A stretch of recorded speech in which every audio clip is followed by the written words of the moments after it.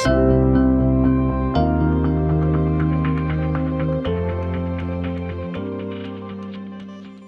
there, Emil from Performance by Design with another session today on Facilitate to Freedom. A common challenge we see inside of the corporate space is too many leaders such as yourself are stuck in the maze of the business. You're doing too much of the actual work, you're down on the ground doing too much of the groundwork and you're not spending enough time on what we consider the highest impact activities, stepping away from the organisation, looking forward, what market trends are happening, how can I build a stronger relationship with a customer or even an internal person that you've got. And in the COVID urgent important model, it's the top right quadrant, okay?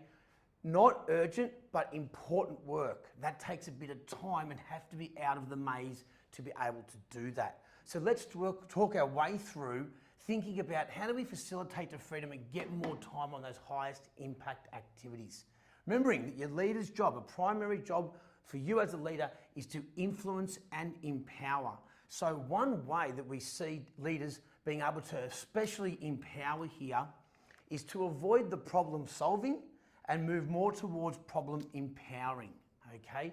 Too many times we see leaders walk in with an issue, something they've got to work on. They say to the team, here guys, here's the problem, here's what I think. Don't do that. Come in with the problem and say, hey guys, what do you think we should do? Now this change, this whole concept of coming to the team with problems and asking them first changed my total career. And I found through my journey that often their solutions were better than what I was thinking of anyway. But if I had come in and impart my ideas straight away, they'll take it as their own. We want to empower our staff to make great decisions and ultimately self-manage, which gives you more time in that top right quadrant. Thinking about empowering, let's consider something here. Start answering questions from your team with a question. We always got told, don't answer a question with a question. That's rubbish inside of the world of leadership, especially in the corporate space. When a team member comes to you, fall into the trap of asking them, what do you think? Back in the day for me, it used to be, what do you reckon? So by doing that, what ends up happening is the team member starts to problem solve themselves. You start to empower them to solve the problem. Now, what's key here, as you rumble back and forwards with your team member about the solution, okay, it's really important that you keep using it as a coaching moment, okay, by using your values and behaviors to guide the conversation. We call that your culture code, okay? This is a really good opportunity when a team member comes to you with a problem, get into that coaching habit. Fantastic book by a good mate of mine, Michael Bungay Stanier, called The Coaching Habit.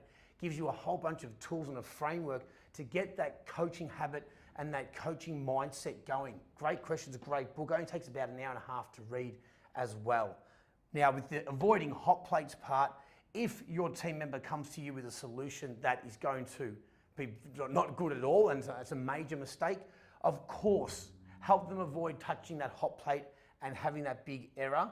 But for the most part, what we're looking for you to do is ask questions with a question so that your team member is empowered to problem solve inside of your organisation, and you'll find that you'll have more time to work on the stuff that really matters and probably the stuff that you actually want to work on.